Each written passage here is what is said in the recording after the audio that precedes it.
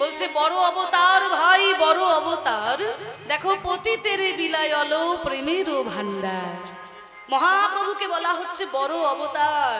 এমন অবতার কোনোদিন হয় নাই আর কোনোদিন হবেও না। কেন মাগো মহাপ্রভুকে কেন বড় অবতার বলা হচ্ছে? মহাপ্রভুর আগে তো কত বড় বড় অবতার আমাদের মাঝে এসেছে, কোনো কাউকে তো বড় অবতার বলা হলো না, মহাপ্রভুকে কেন বলা হচ্ছে? বলছে মহাপ্রভুকে বড় অবতার বলার অনেক কারণ আছে। কারণ চৈতন্য মহাপ্রভু অবতারের ফলে বাংলার বুকে বিশেষ বিশেষ কিছু পরিবর্তন ঘটেছিল।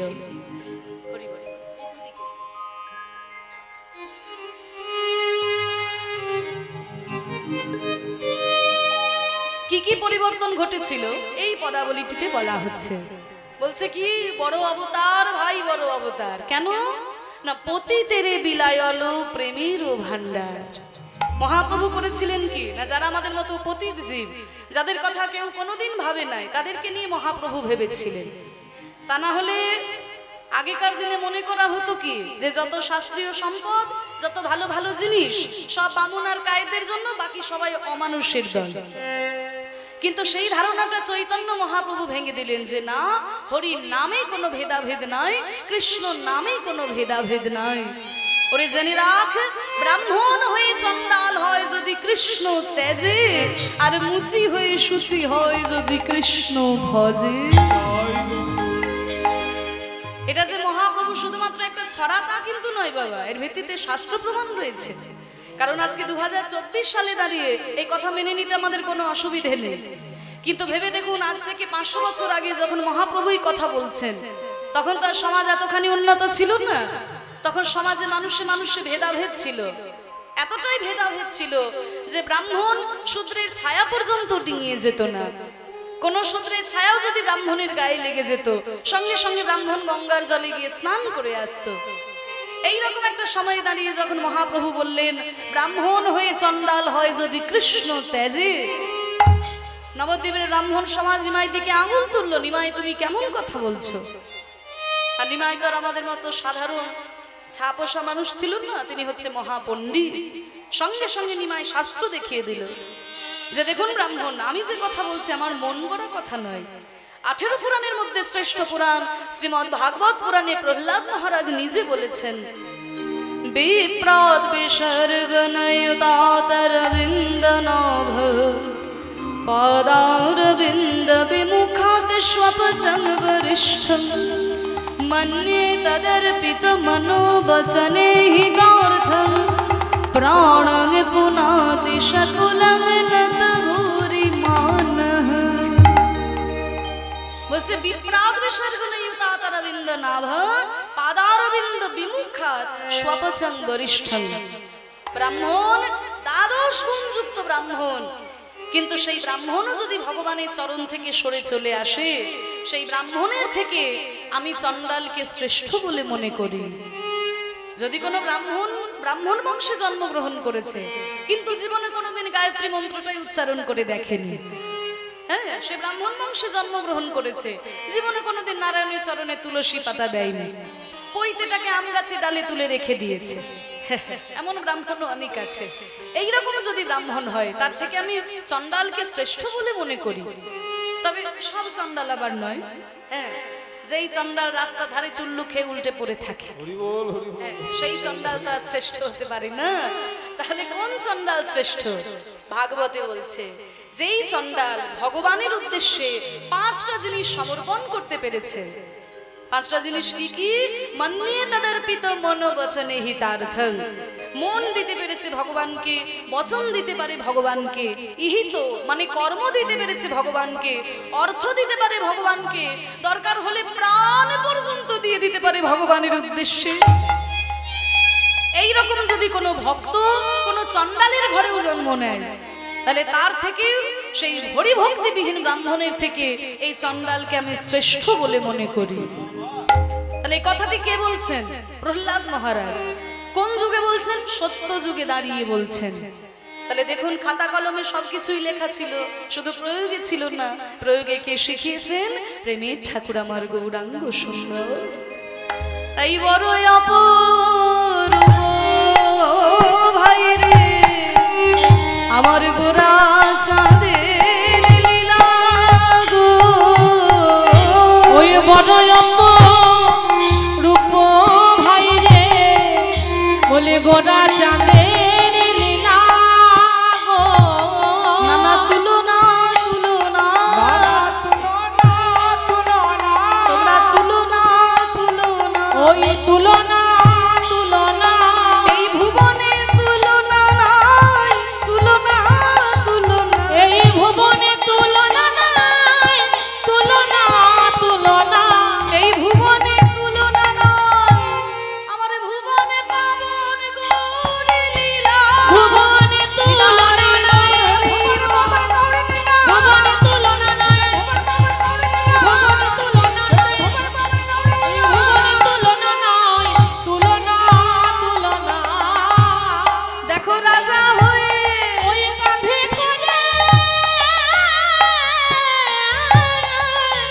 বসে নাবে ঝোলা গো রাজভিমান দূরে যায় অভিমান দূরে যায় রাজভিমান দূরে যায়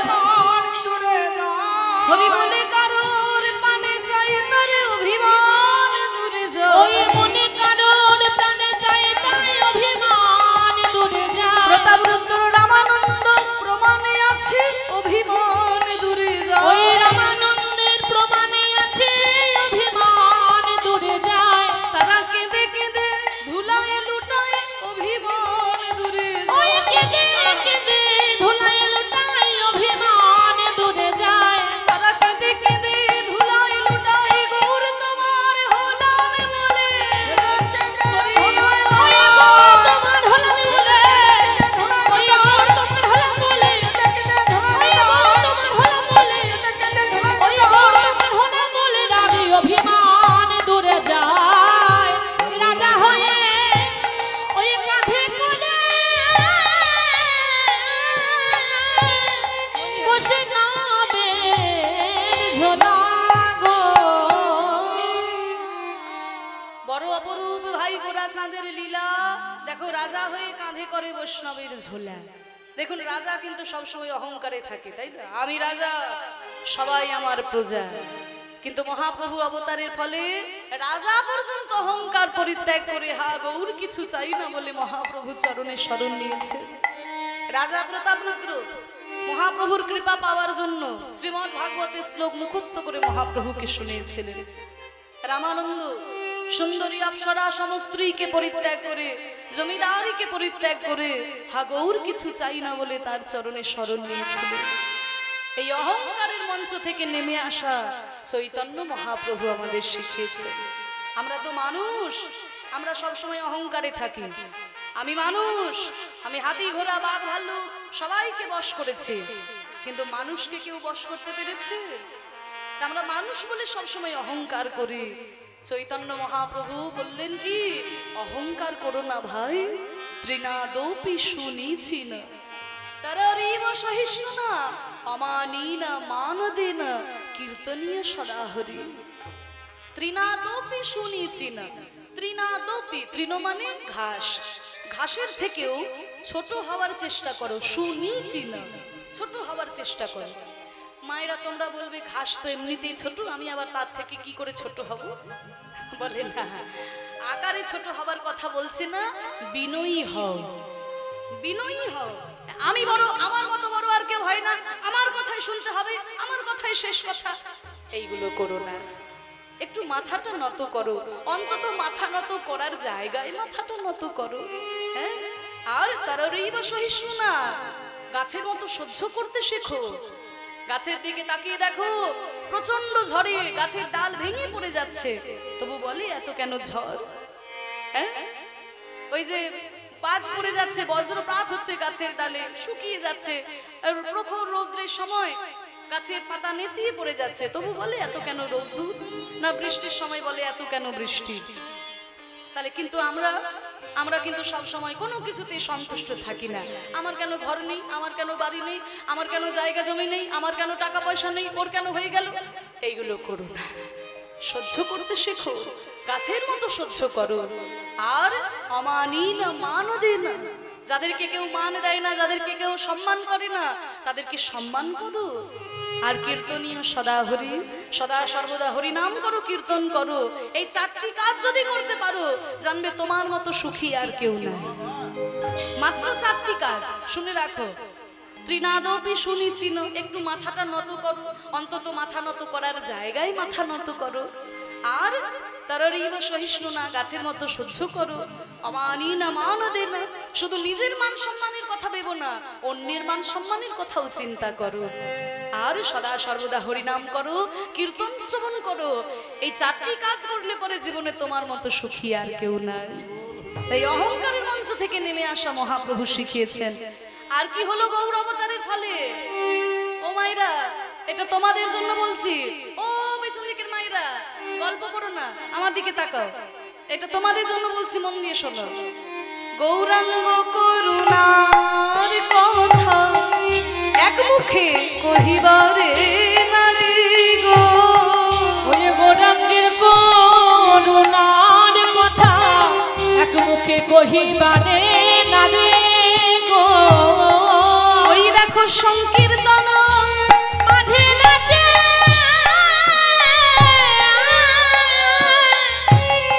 ওই কুলের বহারি গো। ওই সংকীর্তন মাঝে নাচে, কুলের বহারি গো। তাদের দেহ স্মৃতি না, ওই দেহ স্মৃতি নাই, তাদের দেহ স্মৃতি না। ওই দেহ স্মৃতি নাই। সংকীর্তনে বাহু তুলে নাচে দেহ স্মৃতি না। সংকীর্তনে বাহু তুলে নাচে দেহ স্মৃতি নাই। সংকীর্তনে বাহু তুলে নাচে দেহ স্মৃতি নাই। সংকীর্তনে বাহু তুলে নাচে আগৌর তোমার হলাম বলে, বাহু তুলে নাচে। আগর তোমার হলো বলে, আগর তোমার হলো বলে, আগর তোমার হলো বলে, ওই দেহ স্মৃতি নাই। ওই সংকীর্তন মাঝে নাচে কুলের বহারি গো। বলছে কি, গৌরাঙ্গ করুণার কথা এক মুখে কহিবারে নারী। দেখো সংকীর্তন মাঝে নাচে কুলের বহারি। মহাপ্রভু অবতারের ফলে এটা বাংলায় হলো। বাংলার বুকে যারা মায়েরা, তারাও কিন্তু ঘর থেকে বাইরে বেরিয়ে এসে 2টি বাহু তুলে হরিনাম করেছিল। তা না হলে মধ্যযুগে কিন্তু প্রত্যেকটা ধর্মে মেয়েদেরকে পিছিয়ে রাখার একটা প্রবণতা তৈরি হয়েছিল। সেটা দূর হয়ে গেল চৈতন্য মহাপ্রভুর এই ভাব আন্দোলনের ফলে। মায়েরা পর্যন্ত ঘর থেকে বাইরে বেরিয়ে এসে 2টি বাহু তুলে হরিনাম করেছিলেন। হ্যাঁ, এই যে অহংকারের মঞ্চ থেকে নেমে আসা, তারপরে মায়েদের সঙ্গে নিয়ে পর্যন্ত হরিনাম করা, চৈতন্য মহাপ্রভুর জন্য এটা কলিযুগে সম্ভব হয়েছে। মাগো, এই যে তোমরা ঘর থেকে বাইরে বেরিয়ে এসে কীর্তন শ্রবণ করছো, হরিনামে 2টি বাহু তুলে নৃত্য করছো, মহাপ্রভু যদি না থাকতো তাহলে এটা সম্ভব হতো না। মহাপ্রভু বললেন কি, হরিনামে কোনো ভেদাভেদ নাই। নারী পুরুষ জাতি ধর্ম নির্বিশেষে হরির নাম করলেই তোরা উদ্ধার পেয়ে যাবে। হরের নাম হরের নাম হরের নামৈব কেবলম কলৌ নাস্তেব্য নাস্তেব্য নাস্তেব্য গতিরন্যথা। হরিনাম ছাড়া কলিযুগের অন্য কোনো গতি নাই। তাই 2টি বাহু তুলে তোরা আমার সঙ্গে বল, প্রেমানন্দে মেতে হরি বলো, হরি নামের বন্যা জেলো।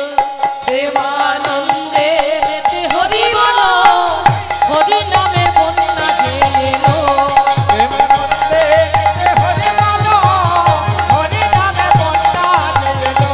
প্রেমানন্দে মেতে হরি বলো, হরি নামের বন্যা জেলো। বন্যার যায় বলি হারি, ও তার তরঙ্গ ভারী। বন্যা যায় বলি হারি,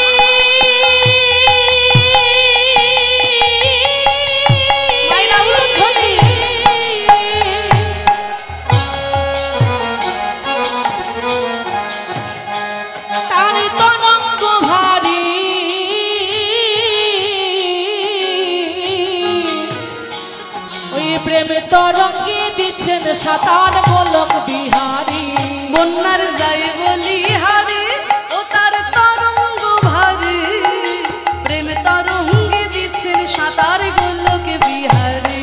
বন্যার যাই বলি হারি তার তরঙ্গ ভারী, তরঙ্গে দিচ্ছে সাতার গোলক বিহারী। ও তার সঙ্গে প্রভু হরি বল বলে রে, সঙ্গে প্রভু হরি বল বলে রে, সঙ্গে প্রভু। সঙ্গে প্রভু নিত্যানন্দ পাথালে সাঁতার দিল। ওই সঙ্গে প্রভু নিত্যানন্দ পাথারে সাঁতার দিল। হরি নামের বন্যা যে এলো। প্রেমানন্দে মেতে হরি বল, হরি নামের বন্যা যে এলো। প্রেমানন্দে প্রেমানন্দে হরি বলো, হরি নামের বন্যা যে এলো। এমন বন্যা দেখি নাই মানুষ শুকনাতে তলা। এমন বন্যা দেখি না।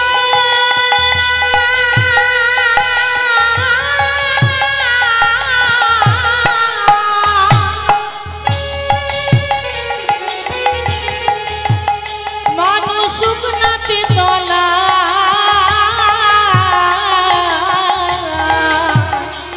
ওই ডুবলো নদীর নারী পুরুষ জাতির বিচার নাই।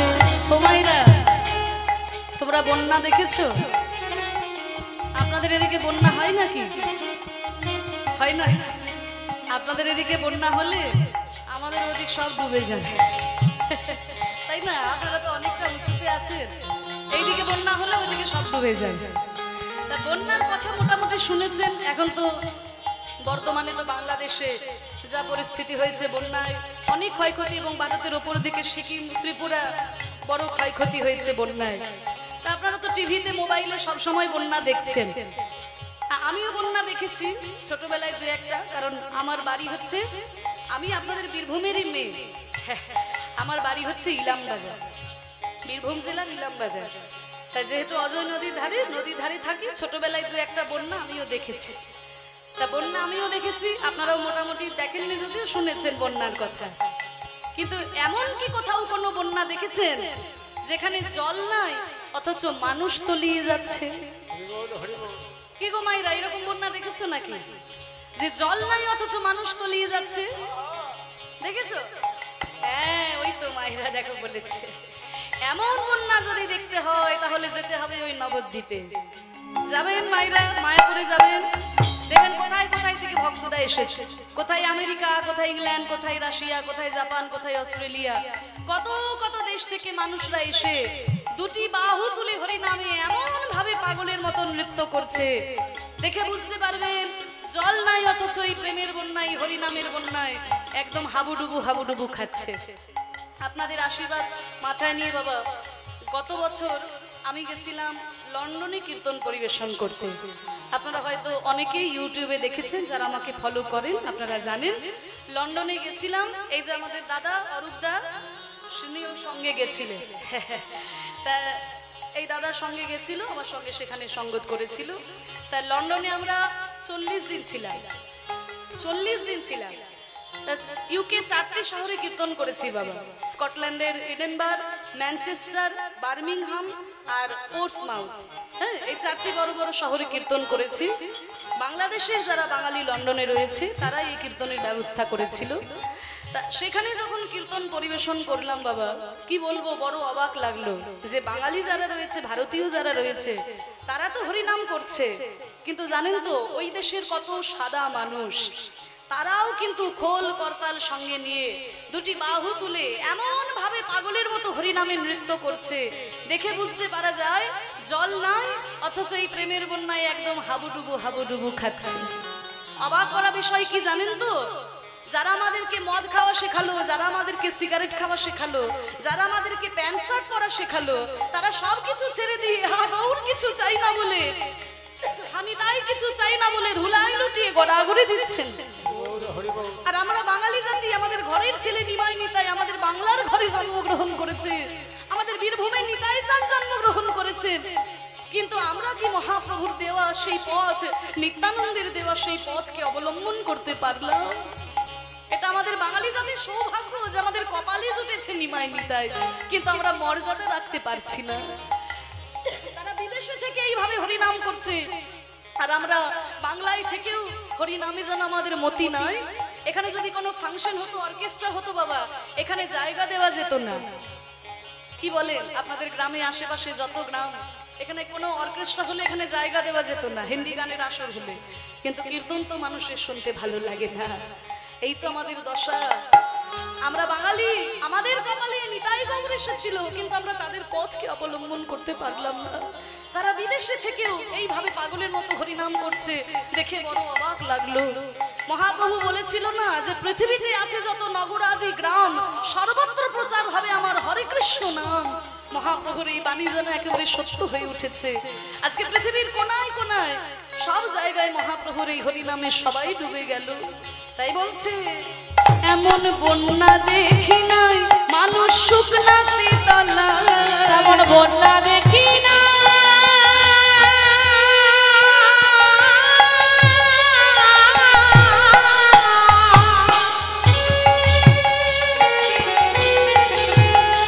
মানুষ শুকনাতে তলা,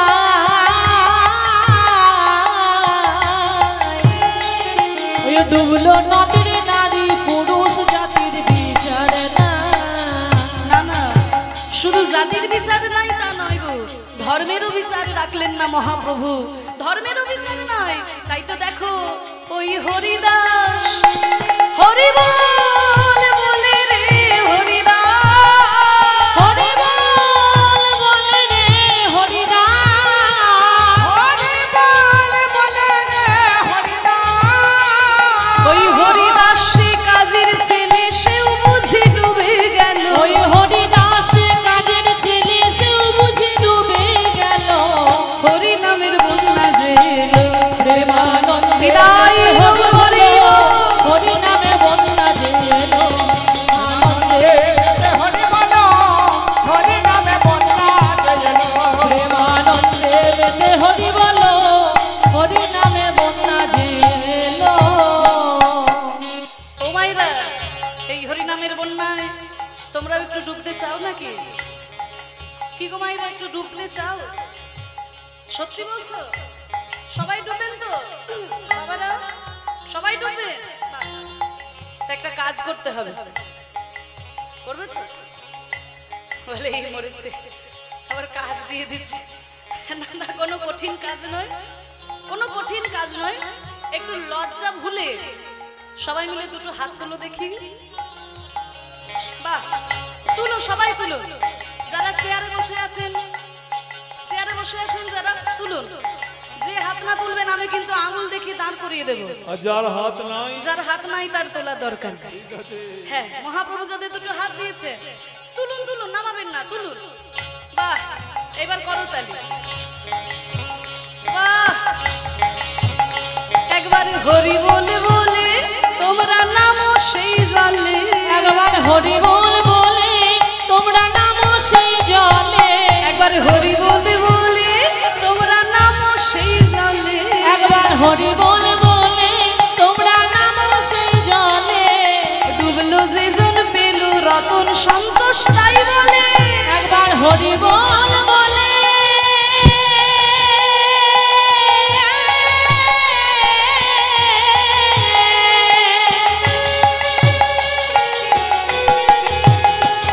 তোমরা নামো সেই জলে,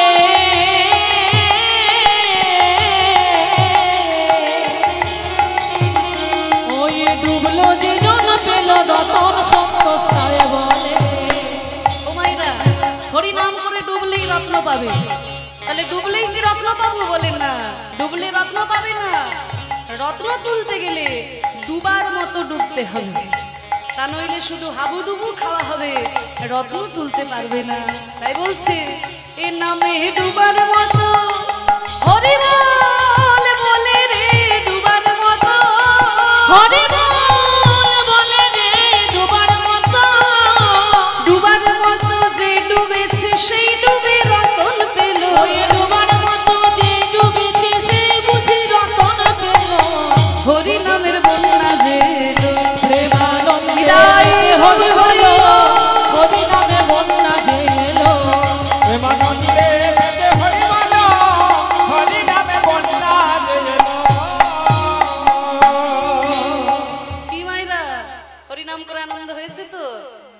সত্যি কথা বলছো?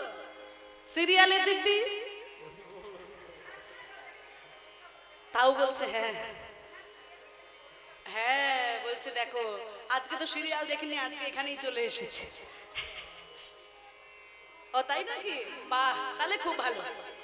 তারপরে সিরিয়াল দেখ, ঠিক আছে। বলছে আমাদের মন্দিরে এখানে প্রত্যেকদিন হরিনাম হয়, হরিনাম করে গিয়ে তারপরে সিরিয়াল দেখি। তাহলে ওটা দেখতেই হবে, ঠিক আছে, তাও ঠিক আছে। শুনুন, আনন্দ থাকবে, বিনোদন থাকবে, সবকিছুই থাকবে, কিন্তু তার মাঝে সাধন ভজন ভুলে গেলে চলবে না। আগে সাধন ভজন করে নাও, তারপরে আনন্দ বিনোদন সবকিছু আছে, তাই না? কারণ সেই হরিনাম ছাড়া কলিযুগের গতি নাই, আর ওই পরম দয়াল ভগবান ছাড়া আমাদের আপন কেউ নাই। হ্যাঁ, সংসারে আমাদের আপন যদি কেউ থাকে, তিনি হচ্ছেন ওই মন্দিরে বসে আছেন। হ্যাঁ, দেখবেন হরি নাম করলে পরে কি হয়, সকালবেলায় প্রত্যেকদিন ঘুম থেকে উঠে আমরা ব্রাশ আর কলগেট নিয়ে দাঁত ঘষাঘষি শুরু করে দিই, তাই না?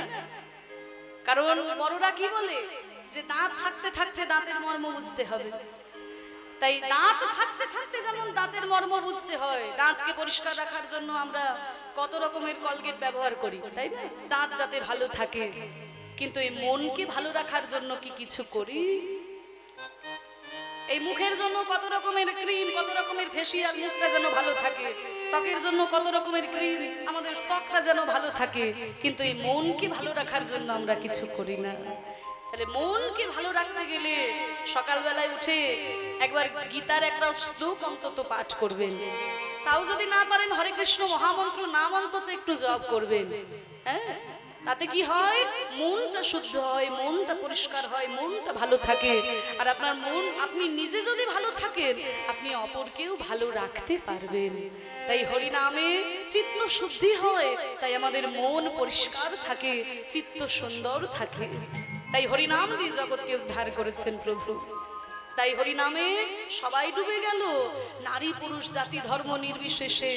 তাই বলছে দেখো যবনে নাচি গায় আর বলে হরি নাম গো, ওই যবনে নাচি গায়, ওই বলে হরি